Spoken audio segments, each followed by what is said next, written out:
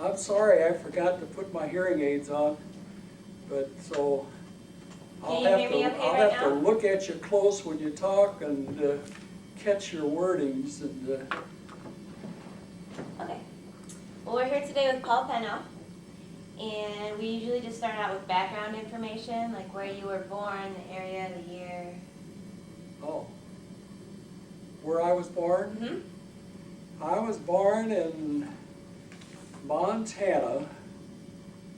I think it was Watkins County, Montana. What year? I was 1918, Okay. July 1918. Mm-hmm. How did you come to Michigan? Well, my parents were originally from St. Louis, Missouri, Okay. but my dad and mom heard about some homesteading properties that were available out in the great state of Montana, and that's what attracted them to go out there and try it out, you know. And that's when I was born out there. But then my mother couldn't take the rigors and the hardships of that country at that time. Didn't have nice homes like we have now. Okay. It was rough. And she decided to return to St. Louis, where she was raised, St. Louis, Missouri. And that's where I was raised, in St. Louis, Missouri. Okay. Up until the war, Uh-huh. the Second World War. Then I was drafted.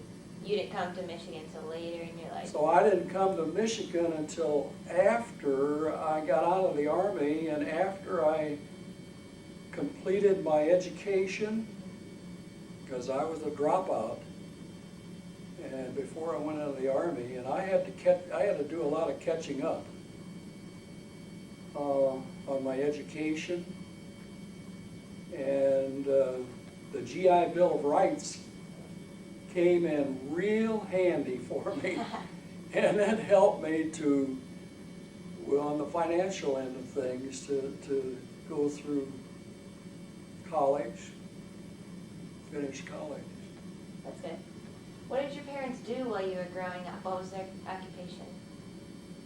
My dad worked on the river, of the Mississippi River, on a federal barge line. Uh-huh. Did your mom work? Pardon? Did your mom work? My mom? Mm-hmm. Or did she stay at home? Well, she did some of both. Okay. Stayed at home, yeah, but she also, to make ends meet financially, she would go out and teach piano lessons.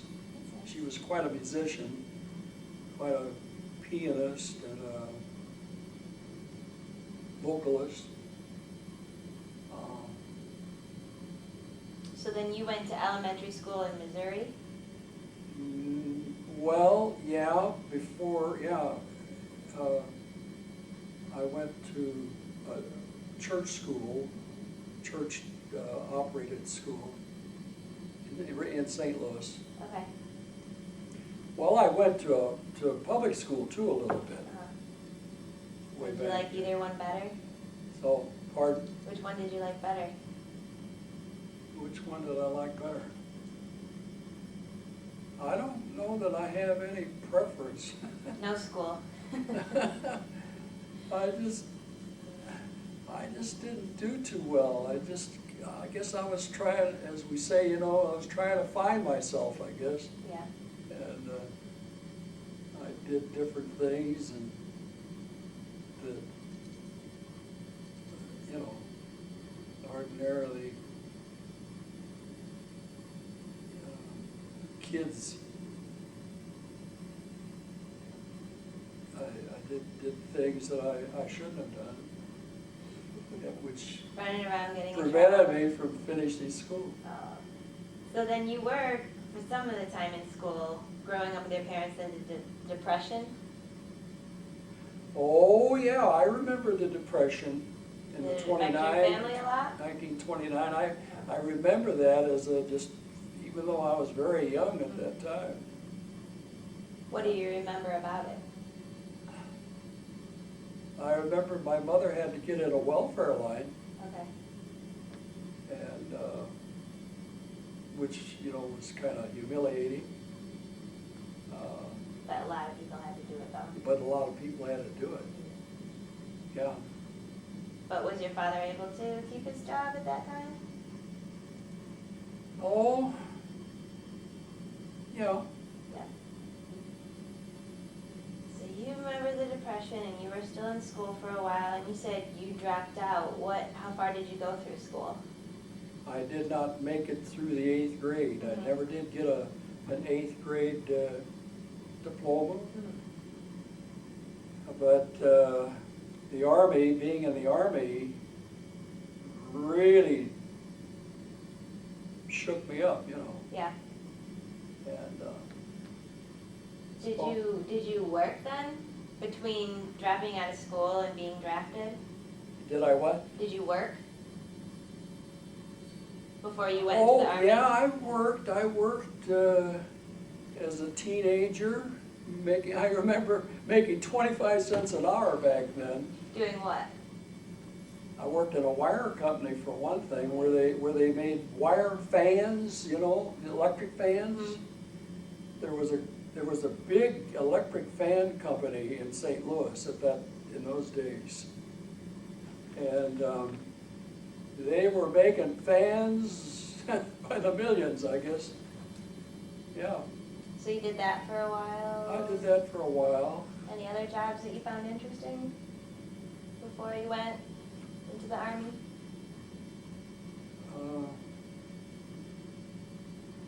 Before I went into the Army,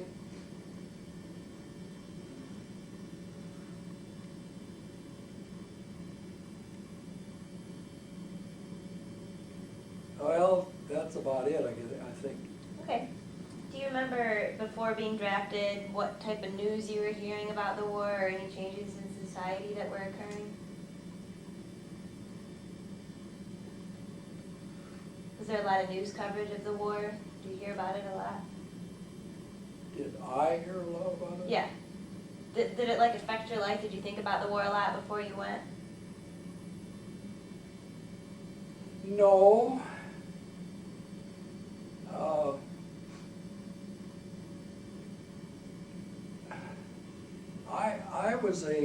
I was a conscientious objector, and I made that clear from the outset, Okay.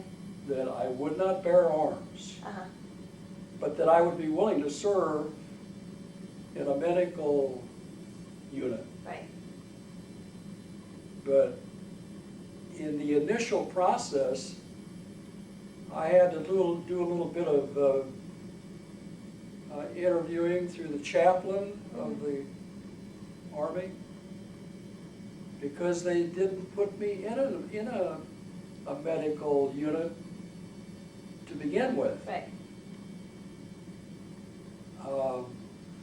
So it took a little bit of footwork, a little bit of negotiating to get me into the medical. And in those days, they wanted even the medics to learn to Shoot. take up the rifle training, Uh-huh. and I would not do that. And the major of my medical detachment got mad as could be at me. So what did you tell them that your objection was? How did you keep out of being on the infantry? From the combat part of it, you mean, yeah. Huh? What did you tell them? I just made it clear that I would not bear arms. I'd do anything else, wash dishes or whatever. Cook. And and I had, of course, as the Seventh-day Adventist, we keep keep Saturday for Sabbath, see, instead of Sunday. And so there were things going, little problems there, because I wanted to get off as long as it was possible. While we were in the States, I wanted to go to church. Right. But everybody else went But on of course, Sundays. after getting overseas, that was not possible. Right. When you're laying on your stomach out on the ground, you know, and in a combat situation. But so I would ask for permission. I would say to my commander, I'd say, let me do some chores on Sunday so I could be off on Saturday to go to church. Did they let you do that? And they worked with me on that. Do you remember anybody else that you worked with that followed the same religion as you and took Saturdays off? Or were you kind of by yourself? As far as I was about the only one in my 302nd Infantry Regiment of the 94th Division that I know of, that was of my persuasion of faith. Right. Was there a lot of other men that you knew that went to church? I mean, on Sundays there lots of people go? Or was there not very many people that went to church? I think so. I think those that were of that persuasion, they went on Sunday, yeah. Let's go back before you were drafted. Do you remember Pearl Harbor or any of these big events? Yeah. Yeah? Do you remember? I remember driving from St. Louis, Missouri to Kansas City, Missouri, and on that particular day, I had my new wife with me. We had just been married. And here comes the announcement over the radio in our automobile. I think I was driving a 39 Ford in those days that we paid $500 for. That's cheap. And here comes this announcement over the radio, and we hear the voice of our president giving this shocking news, you know, of this terrible attack on Pearl Harbor. I can remember that vividly. Were you scared? Was I scared? That the front was being brought to America. We were being attacked here. As a young fella, I don't know that I was all that scared. Of course I was, really, you know, shakes you up to get that kind of a news coming over the radio. But I think I've always realized that we live in a great country. And it's going to take a lot more than Pearl Harbor or even the airplanes flying into the tires to get us down. Yeah. That's good. Because we are the superpower of the world. It's going to take a lot to take us down. But I don't think that's going to happen. So you said you were married before you were drafted. Yeah. Is that hard leaving your wife? Was that what? Hard leaving your wife and going off when you're just pretty much Yeah, it was. just married? It was an experience to go through. But I was able to stay with her for about a year. We were married on January 11, 1941, and about a year after that I was drafted. So at least you got to spend some time together before you had to leave. It was what? You at least had some time to be together before you had to go. Oh yeah, yeah. And as long as our training was, you know, in the States, she was able to follow me to this training camp. Like, for instance, we went out to Salina, Kansas for a little bit, and then we went down down to McCain, Mississippi for another training area down there. And then, but after that, when they shipped me up to New York, then I knew I was gonna have to, we wouldn't be together anymore after that, because that's a shipping off point, you know. Yeah. They put us on a big, Queen Elizabeth, they shipped us on. So you were in Missouri when you got drafted and started training? Yeah, Okay. What camp did you go to first? well, I was drafted and inducted in Jefferson Barracks, which is in St. Louis, Missouri. That's been for years, that's been the induction, Army, center there. Okay. Then from there, went to Salina, Kansas. Then from Salina, Kansas to McCain, Mississippi. What kind of activities did you have to do while you were training? Just normal training and stuff like that, you know. But did you have any medical training? Did you get to that later?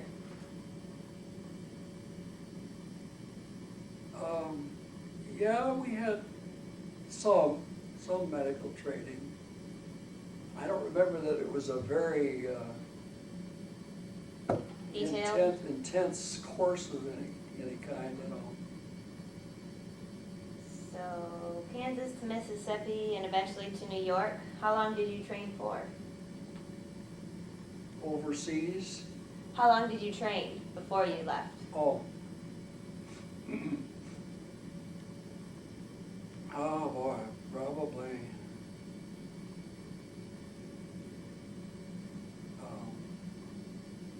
I don't remember the exact timing of that, but I would suspect it was probably a half a year or 3/4 of a year. Okay, 6 to 9 months. Yeah. Do you think that the training you received prepared you for what you were about to go into? Yeah. It's pretty good for the most part. Yeah. Okay, so you shipped off in New York on the Queen Elizabeth. Yeah. How many other people do you think you traveled with? Oh, A ton. at least 15,000 of us on there. Okay, that's a lot. Were they from all over the country? Also? Yeah. Yeah. Yeah. And how long did the voyage take? How long what? How long did it take to get across? Oh. I suppose within a week, A week?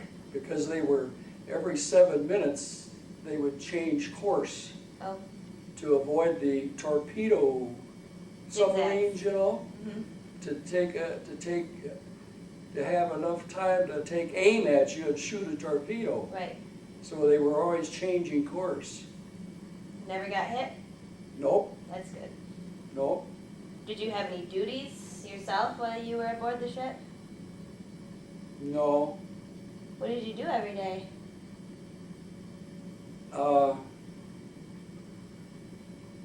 It's hazy. Mm-hmm.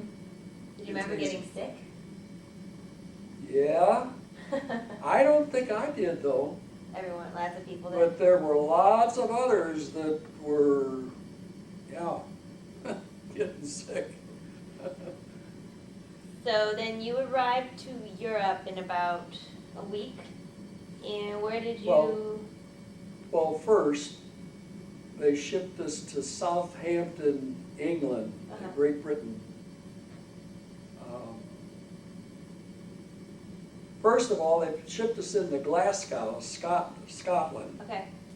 And then they transported us south, down into the Southampton area. Did you do anything while you were in Scotland? Or just move along? It was mainly, we didn't do that much that I recall. Okay, and then you went to England. And then we were in England and shipped off from there across the channel on 90 days plus D-Day.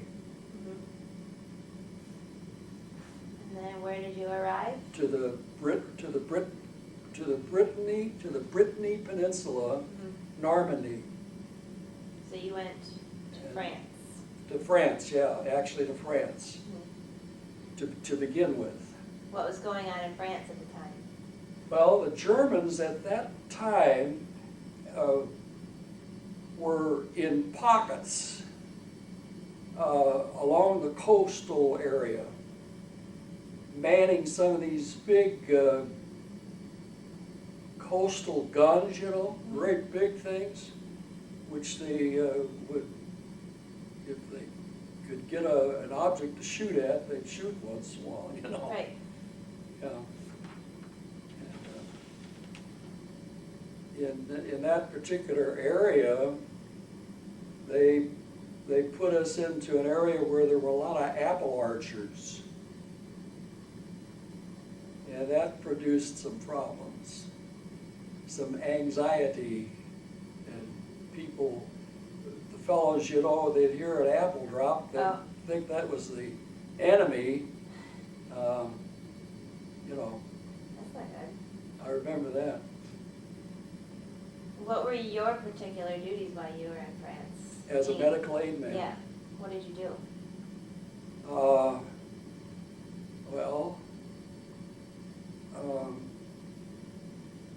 we would help people if they needed something, if they needed to be transported or helped to go to the back part of the area to the medical where they had a dispensary, you know. Okay. And help them to get back there.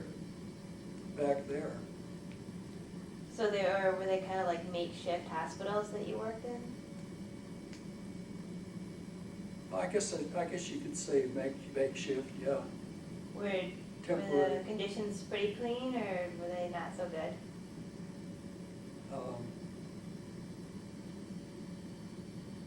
Well, they had the basics, you know, the basic things. Okay. And then, so how long were you in France?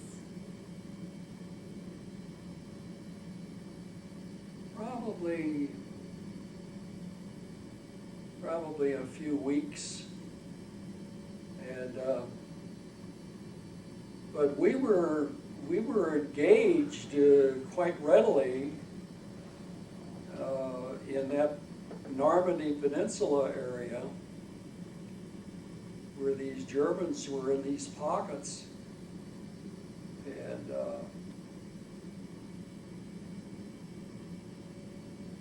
there was the Germans let go of the barrage of their artillery. They had these 88s, and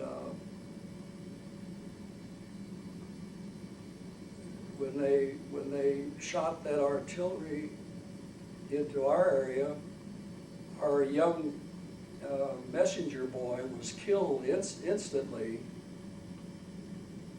And then there were several other casualties. We had already dug foxholes all over the place. And of course, pretty soon there were voices calling out, "Aid man, aid man." Well, I was an aid man. So I had to get out of that foxhole and go help some of the wounded. It all happened so fast. But I had to help those that were wounded and put them on a stretcher, you know, on a stretcher bearer, and get them out of the danger area. And shortly thereafter, they recommended me for the Silver Star. Oh, that's good. Yeah. Did you, go ahead. Well, I mean, as I look back on it, I've often thought, you know, I was just doing my duty, Of course, I was really sticking my neck out as soon as I got out of that foxhole, see, and I was exposed. So evidently, these fellow infantry fellows saw that, Oh. and that must have looked rather heroic to them. But I was scared to death. But they recommended me for the Silver Star. That's good. And then this medical detachment major, he never did like me. And in fact, it was reported to me afterwards that he made the statement that I should have been killed. That's not very nice. That's how ornery he was. And, you know, that didn't show very much love. Why didn't he like you? And, well, because I was sort of a thorn in his side. I was always asking him to let me off on Saturday so I could go to church when we were in a situation where I could go. He just didn't like me. And so afterwards, he didn't think I should have been awarded this Silver Star.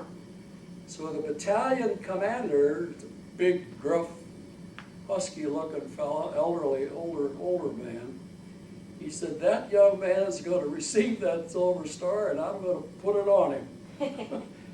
And so they had the newspaper there, newspaper fellow with the taking a photograph, and all while this was going on, of course, my wife never knew anything about this. So did you receive it then while you were in Europe? Did what? Did you get the medal while you were in Europe? Yeah. Okay. Yeah. Yeah, I got the medal. Well, they pinned it on me right out I remember it was raining. Mm-hmm. It was a wet, miserable day and cold like it is out like here right now. Yeah. And this major of this battalion of the infantry pinned this, he awarded me the Silver Star.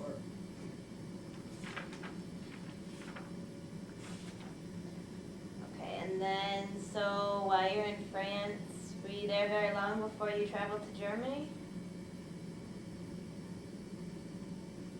Yeah, I don't remember the exact measurement of time. Mm-hmm.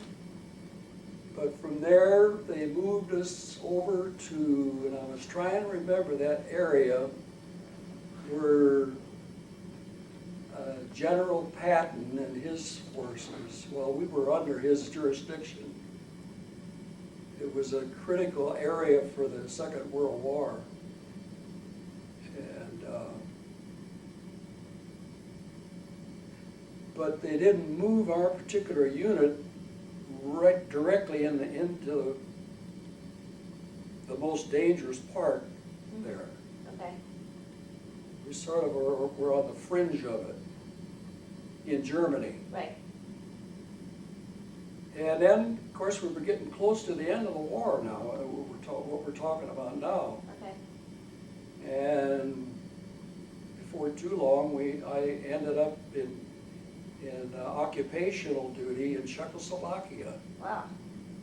And looking Soviet soldiers eye to eye. Where? And then we saw prisoners of war. Were they German prisoners of war? German prisoners, yeah. Okay. Yeah. So, What was the contact with the Soviet soldiers like? nothing, nothing too dramatic, Okay. just ordinary.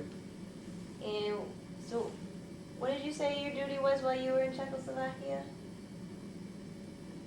I call that time of my experience just occupational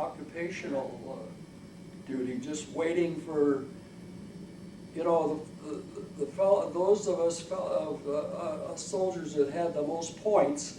Okay. Then we were chosen to go start on our way back home. Okay. So, let's see. So then, did you never have to fight at all while you were in Europe because of your objections? No, I never did have to enter into any combat situation. I was close enough with the action, though, Right. that I can remember these artillery shells coming in when in very close proximity of where we were in the woods, you know, with the snow on the ground. These are the pictures I have in my memory. And these artillery shells could really leave some, besides making all the noise when one of those things explodes, it really shakes you. And I think it affected me afterwards considerably, because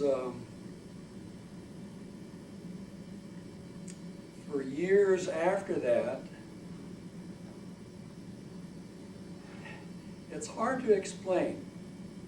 You know, I can relate to what we hear reported from our soldiers that have come back from Vietnam, and they've been gassed or whatever, and the after effects that it's affected their bodies, you know.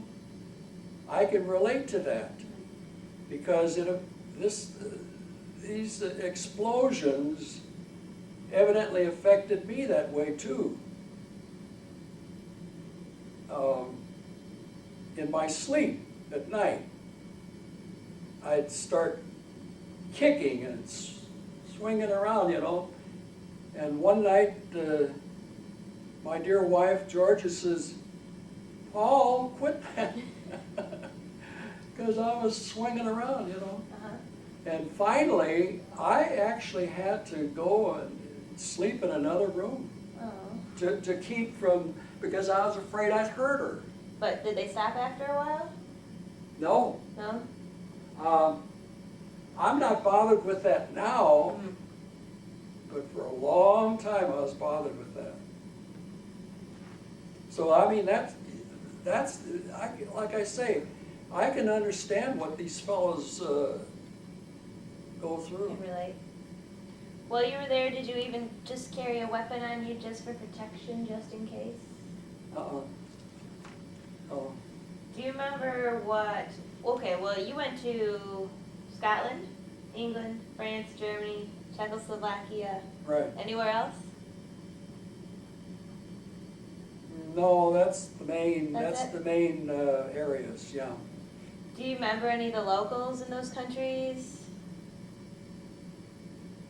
I can remember in Czechoslovakia the dress of the women and some of the young people that were tending over there. They had flocks of these, what do you call them, these big white birds. Not seagulls. Big white birds. Yeah, they're big birds over there. And they keep them, and they sort of herd them in a flock, you know, right by the water. I remember that.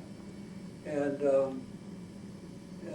women would wash their clothes in a cold running stream of water. This is just some things I remember. Do you remember anybody else? Like was there any local citizens in Germany that you saw, or in France, or what the conditions they were in?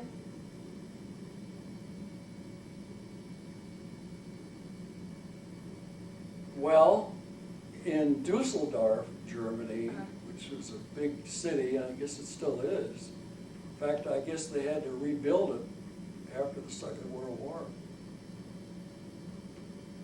But there wasn't much left of it when we were in there. And what was left of it, of course, I use the word billeted. They billeted, they put us up. We stayed in those few homes or whatever was left, you know.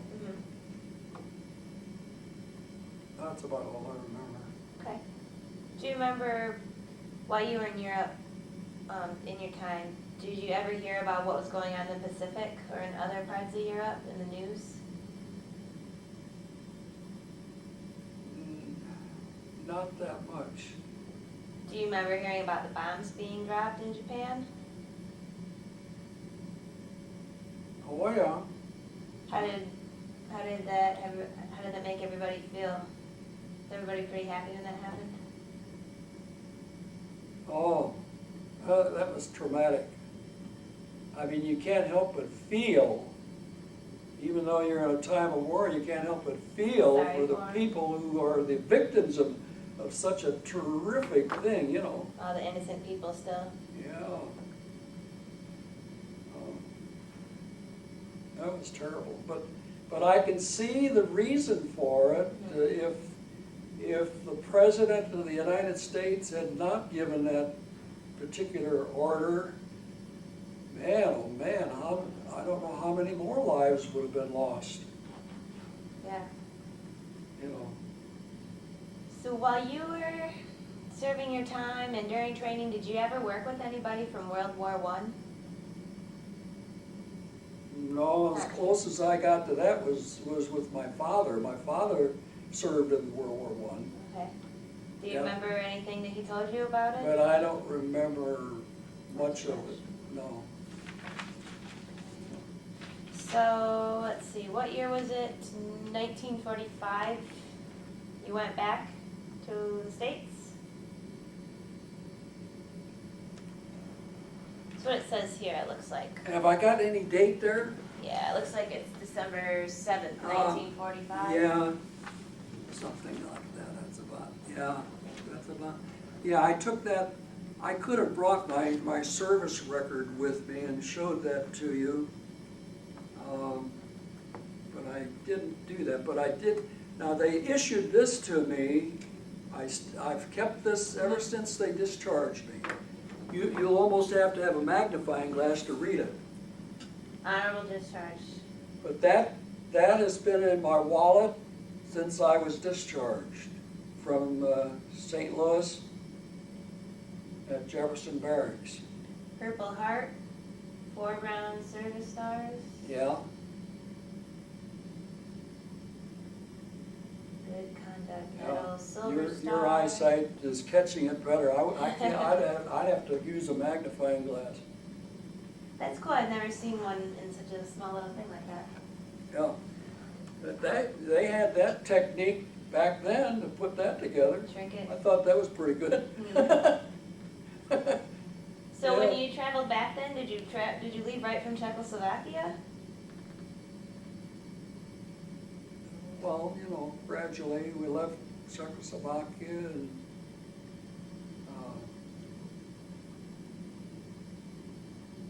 made our way back over to Great Britain, and then they put us on one of these 500-foot Liberty ships. Those are much different to ride on. They were, you know, they were pretty rough. It wasn't so the ship that you went to Europe on was nicer? Which trip was better? The trip going to Europe or coming back? The bigger ship was better. Okay, when you left? Yeah. But you're just saying compared to standards now, they're not very nice? Yeah. I remember on this Liberty ship, this 500-foot Liberty ship, coming back across the Atlantic, you know, it got rough. Some pretty big wave action. And they made us all, they had to button down everything. They had to block off the stairways leading from the decks down into the ship. They had to close it all off. Because of the waves? Well, because of the heavy wave action. Okay. And I remember I was able to look out and to be able to see a little bit and hear these dolphins, you know, They're out there just having a great time. But that was interesting. And then when we came into New York Harbor and we saw the Statue of Liberty, it made us cry. Oh, glad We you all, at least I did, I cried. Yeah. So then you went home, got to be back with your wife. Did you get to write her at all while you were in Europe? Yeah, I would write to her and she would write to me. And, yeah. Okay.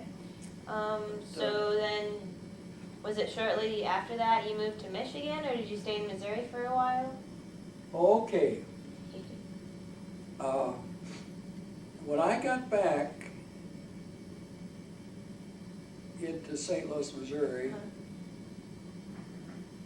I had made up my mind that I was going to go to school right away. Okay. Where'd you go? So I gave Georgia a big hug and a kiss, and I said, I've got to go to Lincoln, Nebraska. I want to go to school. Okay. You know, and it was kind of hard for me to do that to her because I probably wasn't home more than a week. Mm-hmm. And I took off for Lincoln, Nebraska because I just was determined I was going to get back in school and finish. Why Nebraska? Pardon? Why Nebraska? Why did you have to go there? Oh, because that's one of our denominational educational institutions. Okay.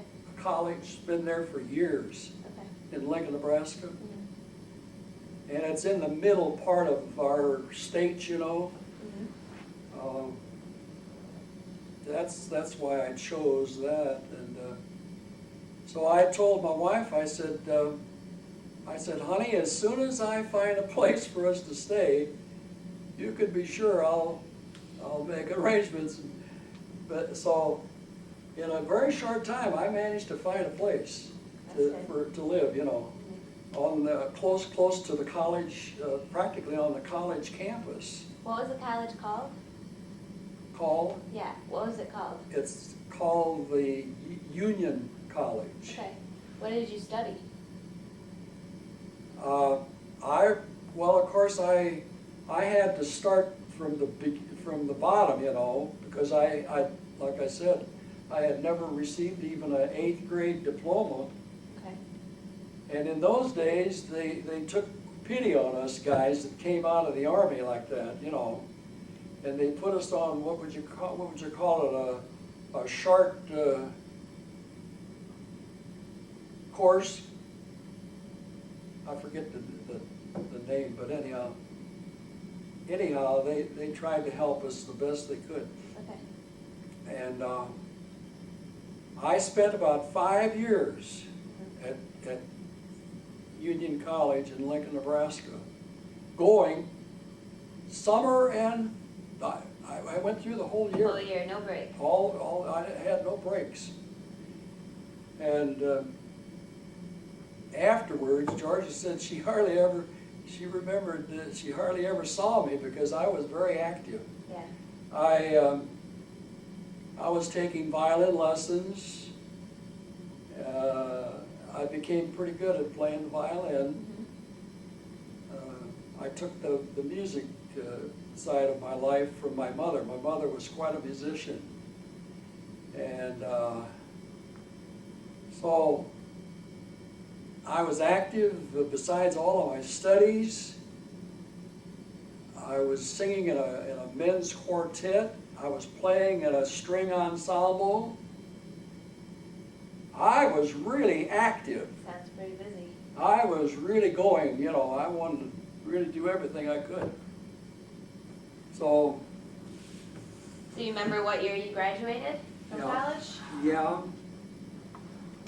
51. 51, and then was it easy to find a job after that?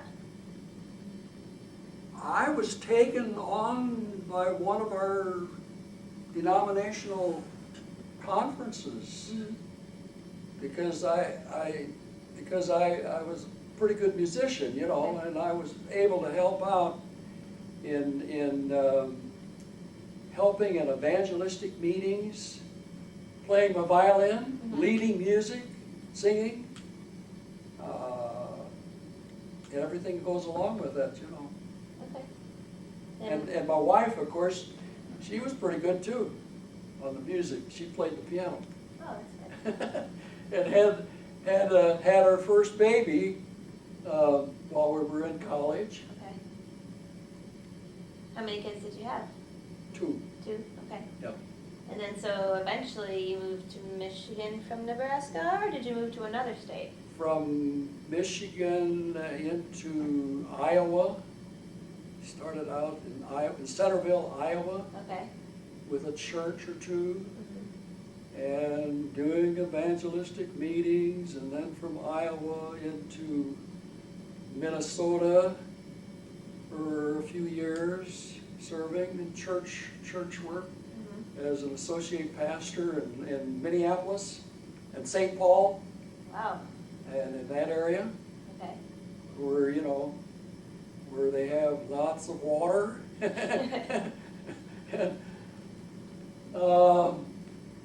And then I took a little run out to South Dakota, Big Rapids, South Dakota, for some meetings. Mm-hmm.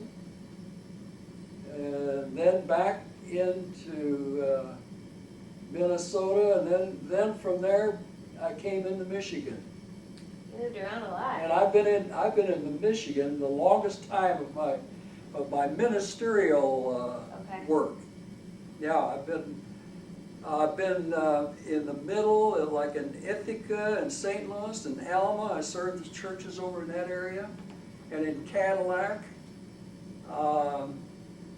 And then I was asked to go up into the Upper Peninsula, and I served as a district superintendent up there. Okay. And I had about 7 pastors working with me. I was the superintendent. And then from there came back down into our lower part of Michigan, and ended up in Wyoming, Holland, Muskegon. Muskegon was the last church I served when I retired in March of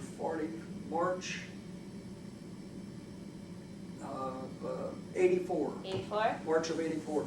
Okay. So I've been retired since March of 84.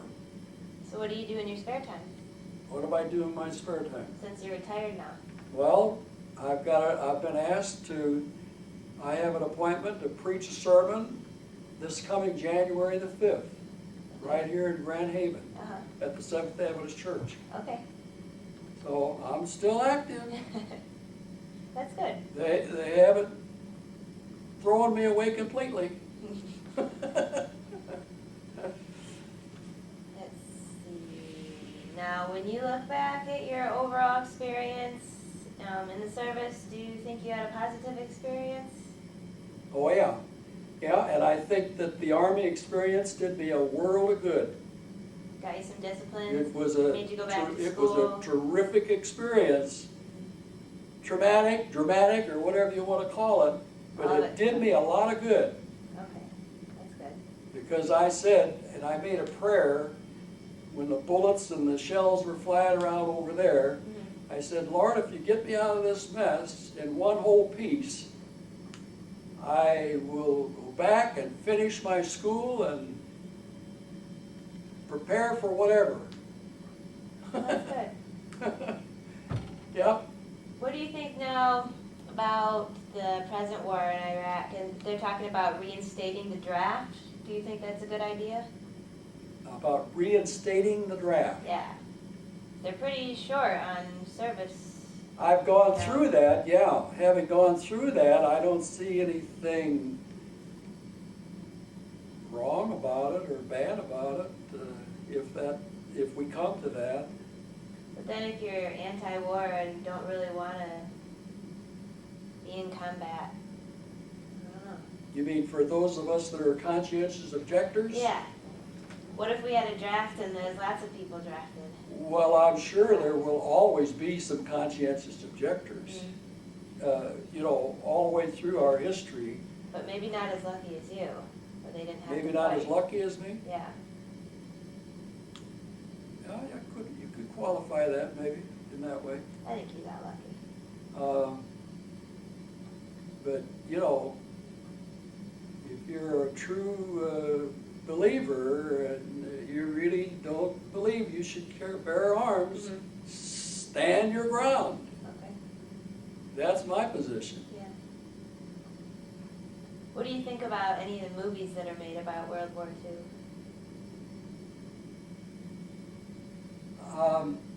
I don't care to watch them that much. Okay. Well, I have run out of questions. Do you have anything else that you wanted to talk about today, or any other experiences that were deep in your mind? No, Think we covered it all? I think I've covered it. Yeah, you know, I have a saying in this stage of my life, I've seen it all, I've done it all, but I have a hard time remembering it all. Okay. Well, I think you did well. I'm gonna turn this thing off. Okay.